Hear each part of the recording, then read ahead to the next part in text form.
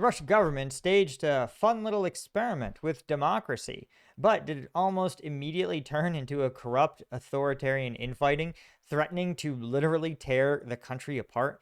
Just how did a contest to decide what picture is going to go on a Russian ruble turn into a literal threat to the Russian government? I'm Paul, U.S. Army combat veteran. Buckle up, it's a weird one. Hit subscribe, by the way. Okay, so as we know, Russia has been hit with a massive inflation crisis, but that doesn't mean that the Russians don't know how to put a positive spin on it. See, they've had to mint a new 500 ruble bill, and more Russians than ever are going to be seeing it because of the 25% inflation rate. So the Russians have said, well, let's make it fun by asking what images people want on the bill itself. In fact, the Russian central bank said you can even vote on it. Uh-oh. Russia is not a state that does so well with democracy or free speech or differing opinions. So just what happened almost immediately? Well, the answer is the fun contest got corrupted by Russian oligarchs and ultranationalists. So they said, listen, what image do you want to put on the 500 ruble bill? And there were a couple of choices, but notably, there were two key choices. Now, the front side of the banknote went fine. Everyone agreed that a 19th century resort built over a mineral spring in Stavropol region was a clear favorite with over 1 million votes. But on the backside, that's where things got weird. See, one option was the cityscape of Grozny City, notable because it was annihilated in the 90s by the Russian government and has been rebuilt and is now sort of rebuilt and is now the capital city of dictator Ramzan Kadyrov. Or the other option, of course, was Mount Elbrus, Europe's highest peak and a Russian mountain. Well, what happened is that Chechen dictator and thin-skinned man who is unable to do a push-up, Ramzan Kadyrov, said Friday that if anyone votes for Grozny City on all the available platforms, he's going to do a lottery to win one of 10 new iPhone 17s. Wow, bribing voters. Cool. This is going great. A popular Chechen blogger named Askab Tamayev went even further, saying he would give away a car a car would be raffled off to everyone who voted for Grozny City. Now, the next day, the central bank saw what looked like some suspicious activity and restricted the voting just to the Gosalugi. This is their official banking app, essentially. It's like think of it like a mobile passport, right? Or like a state-backed Google Pay, right? It's linked to your identity. So it's an effort to stop multiple votes, right? Because again, Kadyrov said, well, you should just vote on all available platforms. You should vote multiple times on each platform.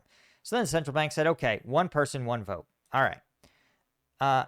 Well, the hearing that a mere one person, one vote rule is being implemented caused a meltdown among Chechen officials, and Chechen state TV channels began broadcasting instructions on how to vote for Grozny City via the app. In a video address, Chechnya's Information and National Security Policy Minister said disappointment in the voting rules were changed mid-process and urged the central bank not to give in to, quote, provocateurs, foreign agents, rabble, and liberal circles.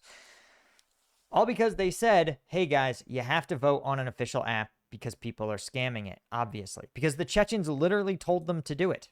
They explained to people, vote on every platform. And they're like, no, dude, you can't rig it like this. You're the government. Right? But then things went even more sideways. Because, well, in response to the Chechen campaign, a group of right-wing bloggers, including ultranationalists, urged their followers to rally behind the Mount Elbrus design, right? In fact, one of the bloggers accused Chechen officials of inflating the votes, almost certainly true. He said 90% of the votes are simply bots and that the central bank made the vote unfair. Again, he called on his own Telegram followers to vote for Mount Elbrus, saying, quote, today we need the support of everyone who values national unity and respects the equality of all before the laws and the constitution of our country. Yikes. It turned out to be a referendum on the full constitution and rule of law, which is ironic because Russia has neither of those things. Now, one of the deputy speaker of the State Duma and head of the New People Party, also encouraged vote for Elbrus, raffling off a resort trip for two near the mountain as an incentive. But then the Chechens said they were going to petition Vladimir Putin on the vote, claiming that it was a disgusting campaign of hatred against the Chechen people that had unfolded online. They continued, quote, if the central bank allows the symbol to appear on the new banknote that wins not through fairness but through money and hatred, it will strike at the very idea of a multi-ethnic Russia. Worth noting, again, that the Chechens themselves were the ones who put up the bribes in the first place. But it's only bad if your enemies do the bribing. If you do the bribing, it's good and fun and fine. But if your enemies do it, well, it's corrupt. Now, Dudayev continued saying, quote, this will not just be a shame for the contest, it will be a warning signal for the entire country. Some observers criticized the central bank for holding the vote in the first place, arguing it was an attempt to sow discord between Russia's regions and, quote, tear the federation apart, or even a form of foreign intelligence interference. Pro-war blogger Dmitry Seshin urged counterintelligence to investigate the central bank's actions, claiming the initiative was creating a national rift between Russians and Chechens, and either was the result of official narrow-mindedness or the work of Russia's enemies. Another pro-war blogger suggested the central bank issue banknotes or coin featuring soldiers who fought in Ukraine, quote, if it has spare funds and time for changes. Even the Wagner Group's official Telegram weighed in, saying, quote, it's important to understand there are forces interested in provoking outrage within our society. Remember the most important thing, no matter which image is chosen for the banknotes, we must remain united. And finally, the central bank said democracy doesn't work in Russia, canceling the vote altogether.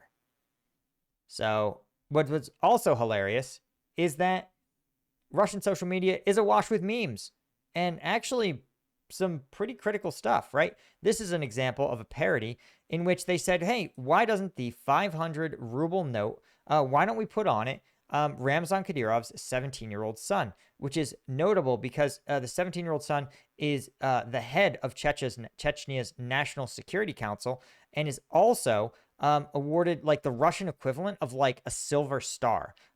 Kadyrov claims he went to Ukraine and fought on the front lines, but there's never been any evidence of any of that.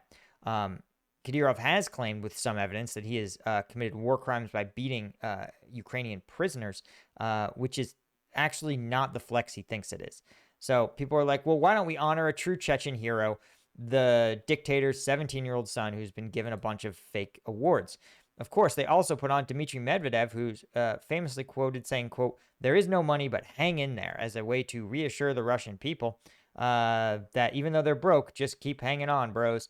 And notably, also, a Russian meal, right? One of those popular fast food meals in Russia, shawarma with a Dobry Cola, which a Dobry Cola is the Russia's replacement for Coca-Cola, which left the country in 2022. So you can see that in these quiet memes, you see an overwhelming, right, also from a cult film, and, quote, whatever this is, a baby deer, Jesus, a neon cross, and 2 Monster energy drinks, right? And, of course, saying, why don't we just have a $5 bill, because that's what 500 rubles are worth now, or just a cat. By the way, the cat's a 1,000 ruble bill.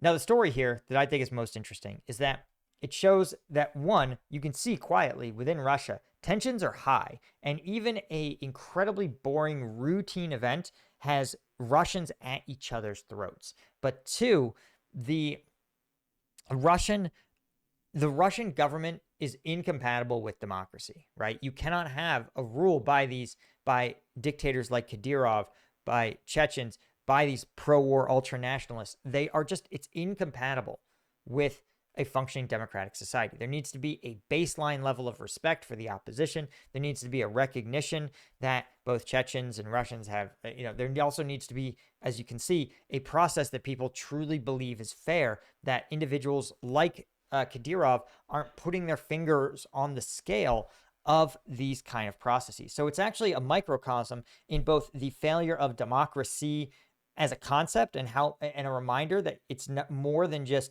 putting out a voting box and saying, write your name on the, write your choice on the slip. But it's also a sign, I think more troublingly, of just how deep the fissures within Russian society go and how frustrated the average Russian is with the way things are going. Anyway, guys, that's all I had. Hit subscribe. Join us on Combat Vet News. Thanks to Paul Wheeler, Michael Clean, Jeff Davies, Francis Karius, Thomas Anderson, Eugene Cuesta, all of our Lieutenant Tier members. Couldn't do it without you. See you in the next one. Cheers.